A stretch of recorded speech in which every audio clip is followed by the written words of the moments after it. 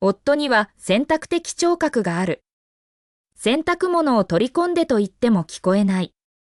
皿洗いをしてと言っても聞こえない。私が怒鳴ると黙って私が狂うのを見ている。そして必ずこう付け加える、やってやらないとは言ってないだろ？なんでそんなに騒ぐんだ？もううんざりだ。疲れた。だから私も彼のゲームに付き合うことにした。私自身の選択的聴覚を身につけたのだ。今度は彼の方が狂いそうになっている。1、夕食後、息子のレオを風呂に入れに連れて行った。浴室へ向かう途中、夫のアディソンに皿洗いを忘れないよう特に念を押した。彼はスマホに夢中で、顔も上げずにうんとだけ答えた。しかし、レオを洗って寝かしつけ、浴室から出てきたとき、食卓はまだ散らかったままだった。アディソンはソファにだらりと横たわり、スマホをスクロールしながら時折クスクス笑っていた。アディソン、皿洗いするように言わなかった？私は怒りを抑えながら声を詰まらせて尋ねた。彼はまだ顔を上げず、指を画面で忙しげに動かしていた。ああ、ああ、知ってるよ。急かさないで。そう言われれば、それ以上追い詰めることもできなかった。レオを寝かしつけ、リビングに戻ると、汚れた食器はまだ手つかずでテーブルに置かれたままだった。ソファでスマホに没頭するアディソンを見て、思った。大人の男だ。こんな簡単な用事を3度も4度も頼まなければならないはずがない。ガミガミ言い続ければ、彼の反抗心を煽るだけだ。今にも爆発しそうな言葉を飲み込み、私は部屋に戻って寝た。翌朝、起きて朝食の支度をしようとすると、昨夜の食器がそのまま残っていた。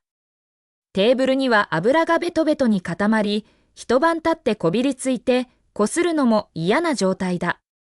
昨夜、何度もテーブルを拭いて皿を洗うよう頼んだのを思い出す。彼は何をしていた？6時からいつまでかスマホをいじり、ようやく寝床にたどり着いた。スマホをいじる時間はあっても、皿を洗う時間はない。熱い怒りがこみ上げた。テーブルを拭き、皿を洗い、それから朝食を作った。アディソンが起きてきたとき、私はもう食事をしていた。大彼は驚いたふりをした。朝食あるんだ？何も言わずに私の向かいに座り、食べ始めた。アディソン私は深く息を吸い、胸の内の炎を押し殺そうとした。昨夜、2回も皿を洗うように言わなかった？今朝起きたら全然動いてなかったけど。アディソンは何も言わず、食べ続けた。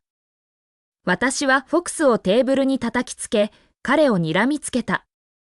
私の怒りを感じて、彼はようやく顔を上げ、気まずそうに笑った。ああ、ちょっと忘れてた。大げさに騒ぐなよ。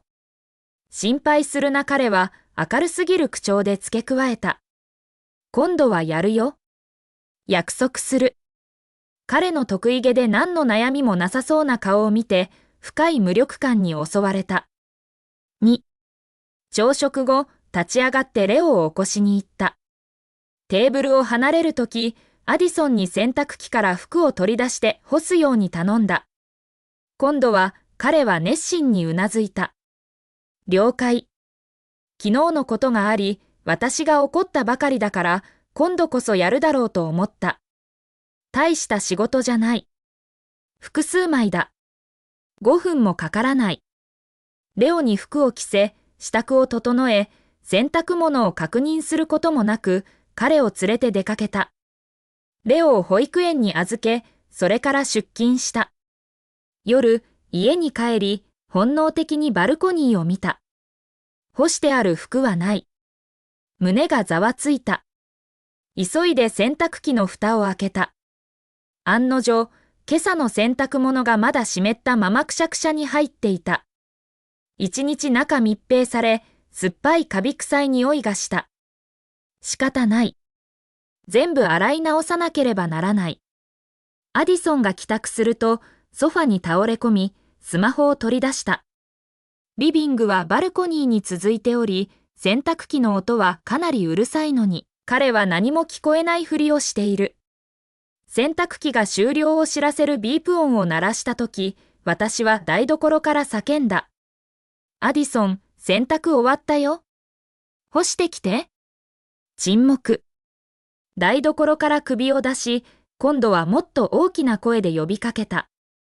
アディソン、洗濯物干して。相変わらず無ぞりを。フライ返しを握りしめ、ソファに駆け寄り、彼の足を蹴った。彼はゆっくりとスマホから目を離し、苛立ちに満ちた表情を浮かべた。聞いたよ、聞いたよ。最初から聞いてた。服を干すだけだろ。そのうちやるよ。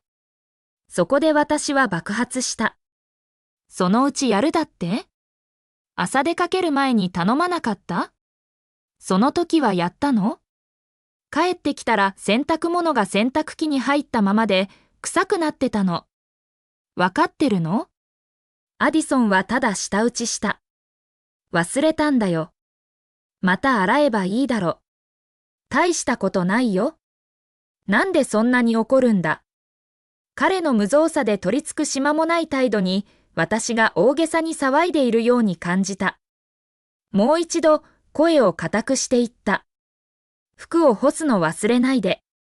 料理に戻るから。3. アディソンは返事をしなかった。台所に戻り、夕食の支度を続けた。料理を運び出したとき、洗濯物はまだ干されていなかった。アディソンはソファにいない。見回すと浴室のドアが閉まっている。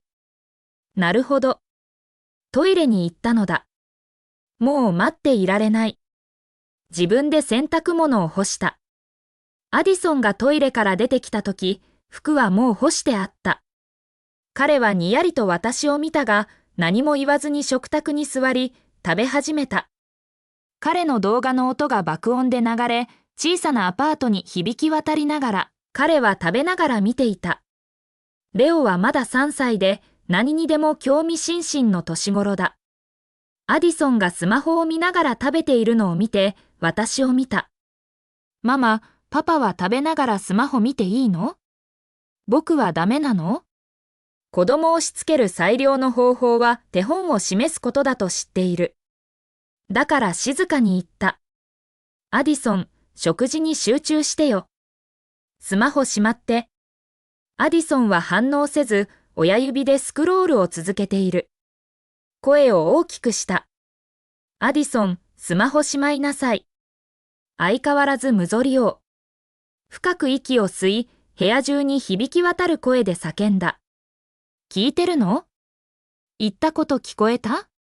スマホをしまって食事しなさい。アディソンは私を白い目で見て、苛立った表情を浮かべた。わかってるよ、わかってるよ。もう本当にうるさいな。お袋みたいだ。彼は嘲笑した。クロエ、あんたまだそんな年じゃないだろ。早く更年期に入るんじゃないよ。頭に血が上りそうだった。簡単な用事を一つ頼むのもぐずぐずする。話しかけても3回も呼ばないと返事しない。耳が聞こえないのか？足が悪いのか？それとも頭がおかしいんじゃないか？ 4. 息子の前で喧嘩はしたくなかった。だから道理を解こうとした。あなたが食べながらスマホをいじっているのをレオは見ている。真似するよ。アディソンは全く動じなかった。彼も食べながらスマホをいじればいい。別に止めないよ。怒りの炎が胸の内で燃え上がったが、ぶつける先がない。アディソン、何言ってるの？彼は3歳よ。そんな悪い癖をつけてどうするの？後々どうするつもり？アディソンは肩をすくめた。別に死にはしないだろ。もう一言も聞くに耐えなかった。レオに食事を食べさせ、それからようやく自分も食べ始めた。アディソンが食べ終わると、すぐにスマホに戻った。アディソン、レオを風呂に入れて。私の計画は、彼がレオの風呂に入れている間に台所を片付け、それからレオに絵本を読んで寝かしつけようというものだった。アディソンはまだスマホに夢中で、笑いすぎて目が細まっているが、私には答えない。また彼を蹴ると、ようやく私を見た。なんだ。彼は苛立たしげに啖呵を切った。息子を風呂に入れてって言ったでしょ。耳が聞こえないの？アディソンはうんざりしたように舌打ちした。はいはい、わかったよ。本当にうるさいな。私は食事を終え、皿洗いをしに行った。台所から出てくると、アディソンはベッドに横たわってスマホをいじっており、レオは床に座ってテレビを見ていた。風呂はまだだった。アディソン、レオを風呂に入れるように頼んだよね。一体いつやる気なの？彼は答えず、ただベッドで体の向きを変え、目はスマホから離さない。私はとても疲れていた。心底疲れ果てていた。そしてその時、ようやく理解した。彼は聞こえないのではなく、聞こえないふりをしているのだと。だって、バカなふりをし、耳が聞こえないふりをしていれば、そのうち私がうんざりして自分でやってしまうと知っているから。理解できなかった。姑が帰ってからたった3日。どうしてアディソンはこんな人間に変わってしまったのか？ 5. アディソンと私は自分たちで出会い、恋に落ちた。付き合って1年余りの時、予期せず妊娠したので結婚した。当時、私は良い仕事に就き、昇進の階段を駆け上がっていた。子供ができたからといって辞めたくなかったので、アディソンが母親を呼び寄せた。姑は素晴らしい人だった。私が産後の日立ちで寝ている間、1日に4回も食事を作ってくれ、決して同じメニューを繰り返さなかった。レオの世話も完璧で、私はほとんど何もする必要がなかった。今年、レオは3歳になり保育園に入った。姑は故郷に帰りたいと言った。大都市の生活に慣れないというのだ。正直、彼女が去るのは寂しかった。彼女がいてくれたおかげで生活がとても楽だった。しかし彼女が去りたいというなら止めることはできない。そう承知した。姑がいる間、アディソンは自分の食事すら自分でよそらなかったことを忘れていた。彼女がよそって食卓に運んでくれた。一体いつ家事をしたというのか？だから彼女がいなくなった今、これまで通り、自分が手足のように世話をされるのが当然だと思っている。しかし良い家庭は二人の努力で成り立つ。一方が多くを担いすぎれば、いつかは潰れてしまう。そろそろアディソンに彼自身の選択的聴覚を味わわせてやる時だと思った。6. 私はレオを連れ、風呂に入れ、絵本を読み聞かせ、寝かしつけた。翌日、レオと私の分だけ朝食を作った。食べ終わると、レオを起こし、支度をさせた。アディソンがようやく寝室から出てきたとき、台所はがらんとしていた。彼は私に尋ねた。朝食は？私は答えず、レオの保育園のバッグを詰めるのに集中した。アディソンはもう一度、声を少し大きくして尋ねた。朝食はどこだ？私はただ言った。ああ、もう食べたよ。俺の分は作らなかったのか？アディソンはムッとして言った。私は肩をすくめた。頼まなかったから。お前。アディソンはカッとなり、ドアをバタンと閉めて出て行った。はあ。もう耐えられないのか？これはまだ始まりに過ぎない。その夜、アディソンは仕事の接待があるから帰らないと言った。私はそれでちょうどよかった。保育園にレオを迎えに行き、外食に連れて行った。室内遊園地にも行った。家に着く頃にはレオは疲れ果て、絵本を読まなくてもぐっすり眠ってしまった。3日目、朝食の時、またアディソンに洗濯物を干すのを忘れないように言った。彼がやらないと分かっていたので、洗濯機に入れたのは彼の服だけにした。レオと私の服は前の晩に洗って干してあった。案の定、アディソンは洗濯物を干さなかった。仕事から帰ると、彼の服はまだ洗濯機の中に入ったままだ。私は手を触れなかった。彼の服だ。私のものじゃない。彼が自分で干す気がないのなら、なぜ私がやってあげなければならないのか？翌朝になって、アディソンは着る清潔な服がないことに気づいた。彼の会社は制服がある。2着ある。1着はまだ洗濯機の中。もう1着は昨日着たもので、もう匂い始めている。クロエ、どうして俺の服を干してくれなかったんだ？